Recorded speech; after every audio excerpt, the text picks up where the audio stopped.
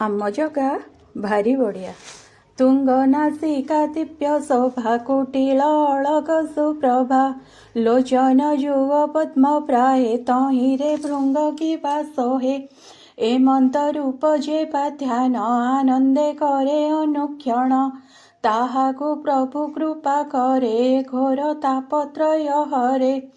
एणु ए रूप गुण ध्याने नित्य चिंतिब दृढ मने अखिल लोकताप हरे जे मंदहास श्रीमुखरे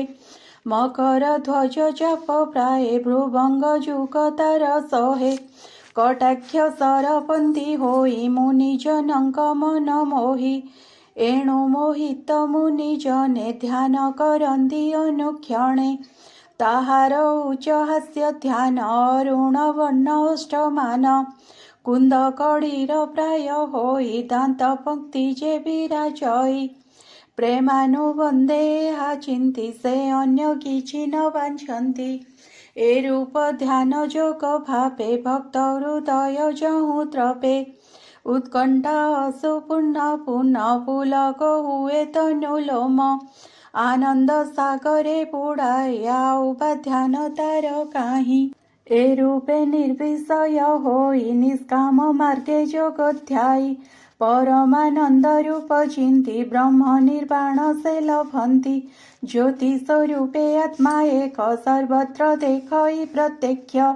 गुण प्रवाह कुनाशई अगम्य दिव्य स्थान पाई ए रूपे भक्ति जोग साधी तरई संसार जलधि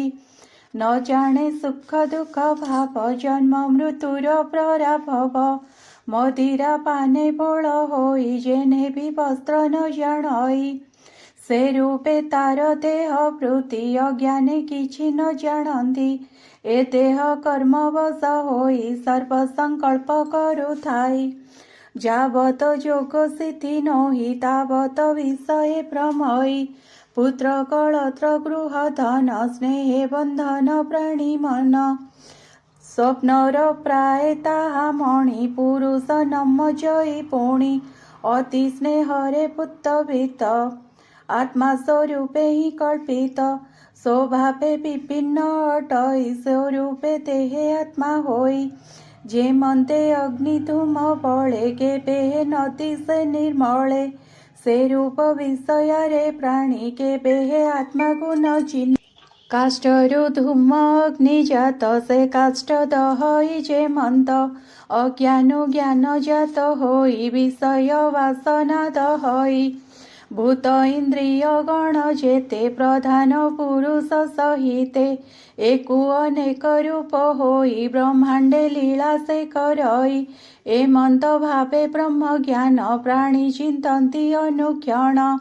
ए सर्वभूत तार देहि से सर्वभूत मध्ये थाई एमंत भावे सर्वभूते अनन्य देखिब निरते से ज्योतिर्मय आत्मजोनि गृण प्रवाह भेद घेनी आभासे यथा भिन्ने भिन्ने आधार भेदे अग्नि चेने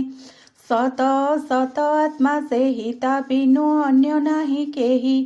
परम भक्ति भाव एहि ए भावे चिंत मन देई तेबे संसारु तरिब श्रीकृष्ण चरण लभिब भोमाथ सात एहि जोग हेळे तरिब घोर दुर्ग एणु संसारु तरि जीव नाही जातना पराभव सुजने चिंता